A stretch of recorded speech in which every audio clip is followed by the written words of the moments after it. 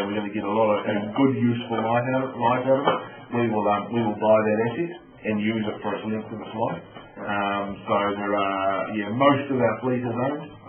Mowers, trucks, diggers, graders, all that sort of stuff is all owned. What's it called? Cones as well? Yeah, we own the cones. No one will hire those because they don't listen like those. An average period of someone told me a cone lasts 13 days before someone nicks it. So if you guys really nick those, you just give them back.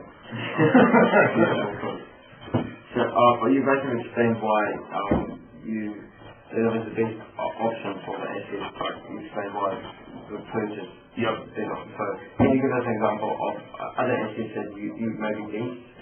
There's a couple of reasons that we lease. One, when we have a hard and fast rule that we lease all of our management vehicles out the car park out here. Most of those are like my vehicles. The company leases those. One reason being is that the employment agreement that we have says that that a manager gets a new car every 4 years. So that's in our employment agreement. And if you lease it, of course, at the end of that 4 years, you just give it back. So it's the lease company's responsibility. So instead of having the difficulty of having to sell up at the end of those 4 years, we just basically give it back and then lease another one. So that's one reason. So it's part of our employment agreement. Secondly, leasing is a great way to manage your cash flow. Because when you need to buy, like, we've leased a couple of things like the sweeping trucks out to sweep the road, because they're worth about $500,000. And so of course, a lease is basically just you take all the cost of it and you spread it in monthly payments over the life of it. So instead of having to find $500,000, you pay $3,000 a month for 5 years, and it pays it off during that year. And then, once again, at the end of that asset life, you just give it back as someone else's responsibility. So there was great things about owning things, especially own things that last a long period of time, like a ute, for example. The guys out here. Well, I mean, you wouldn't want to give a ute back after 4 years because it's really just in the prime of life. You've still got 10 years to go before it falls to pieces. Whereas a splinter, you really, for cash flow decision, but it's also ability to say, well, that's your problem, I'll just get a new one every 2 years. So there's a couple of reasons why you do it. But hard and fast rule, management vehicles are always leased, and anything else is really a cash flow decision on whether they're leased or not.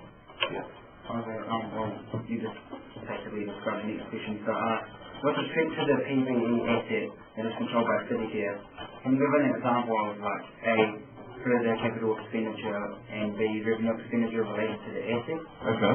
Well, I mean, basically, further capital expenditure, of course, is improving the asset. For example, we buy those big Ford Transit vans, the high side ones, for doing our water and wastewater work. But then what we do, so we buy them as the truck, but then we kit them out with shelving and everything like that. So the vehicle itself costs about $35-40 and then you put about $7,000 or $8,000 in shelving and stuff like that. So that's $7,000 or $8,000 as additional capital expenditure. So that gets capitalised with the asset. As opposed to the revenue expenditure is really the ongoing maintenance cost that I don't know the exact rules, but basically if you're only ever bringing the asset back to its original state, it's revenue expenditure. If you're improving the life of the asset, it's capital expenditure. So anything like repainting, putting new wheels on, tyres on, things like that, that's all just revenue expenditure, as opposed to kitting out